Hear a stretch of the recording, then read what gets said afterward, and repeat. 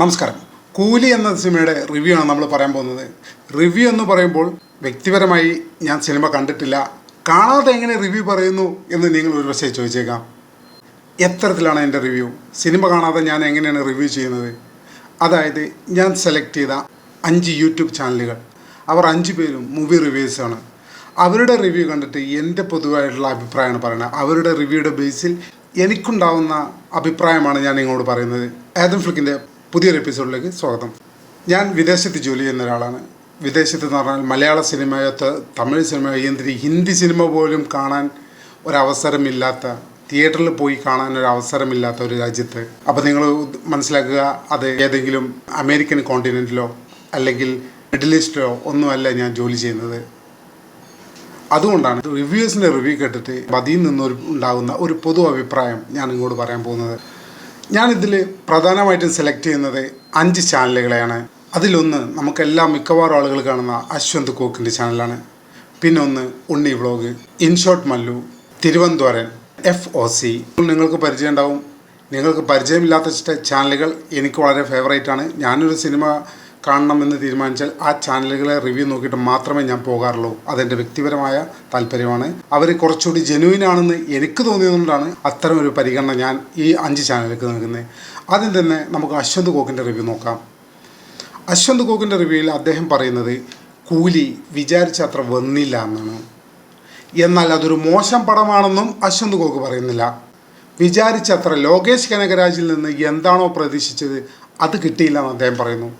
ശ്രുതി ഹാസനും സൗബിൻ ഷാഹിറും മനോഹരമായി അവരുടെ വേഷങ്ങൾ ചെയ്തുവെന്നും അദ്ദേഹം പറഞ്ഞു. രജനികാന്തും മാക്സിമം കോൺട്രിബ്യൂട്ട് ചെയ്തുവെന്നും അദ്ദേഹം പറഞ്ഞു. പക്ഷേ ലോകേഷ് കനകരാജിൽ നിന്ന് പ്രതീക്ഷിച്ച ഒരു സാധനം അത് ലഭിച്ചില്ല എന്നാണ് അദ്ദേഹം ഷെയർ ചെയ്തത്. അദ്ദേഹത്തിൻ്റെ റിവ്യൂ കേട്ടപ്പോൾ എനിക്ക് തോന്നിയത് 2.5 ഔട്ട് ഓഫ് 5.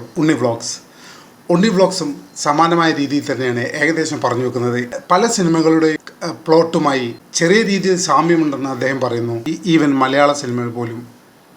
പെർഫോമൻസ് വൈസ് അദ്ദേഹം ശ്രുതി ഹാസനെ, സൗബിൻ ഷാഹിറിനെ എടുത്തു പറയുന്നു.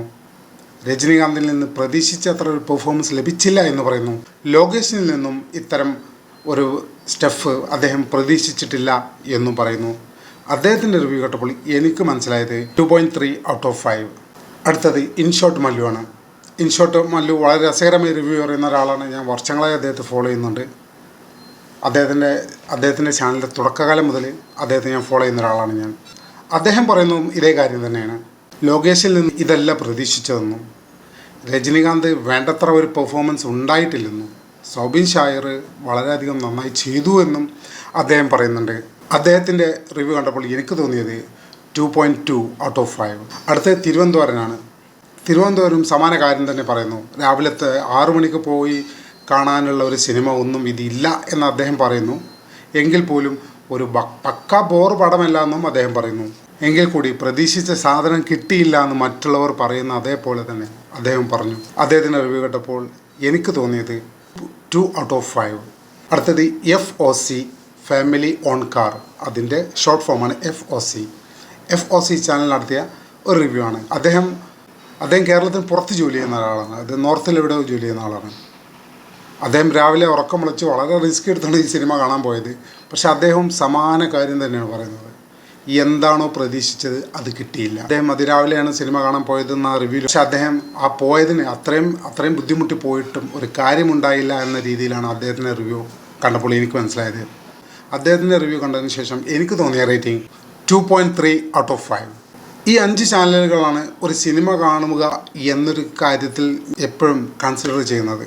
ഇവരുടെ റിവ്യൂ നോക്കിയിട്ട് അതിൽ നിന്നൊരു കോമൺ അഭിപ്രായം ഉണ്ടാകും, നല്ലൊരു അഭിപ്രായം ഉണ്ടെങ്കിൽ മാത്രമേ വ്യക്തിപരമായി ഞാൻ പോകാറുള്ളൂ. ഈ 5 ചാനലുകളും നിങ്ങൾക്ക് കയറി പരിശോധിക്കാം, നിങ്ങൾക്ക് വിലയിരുത്താം.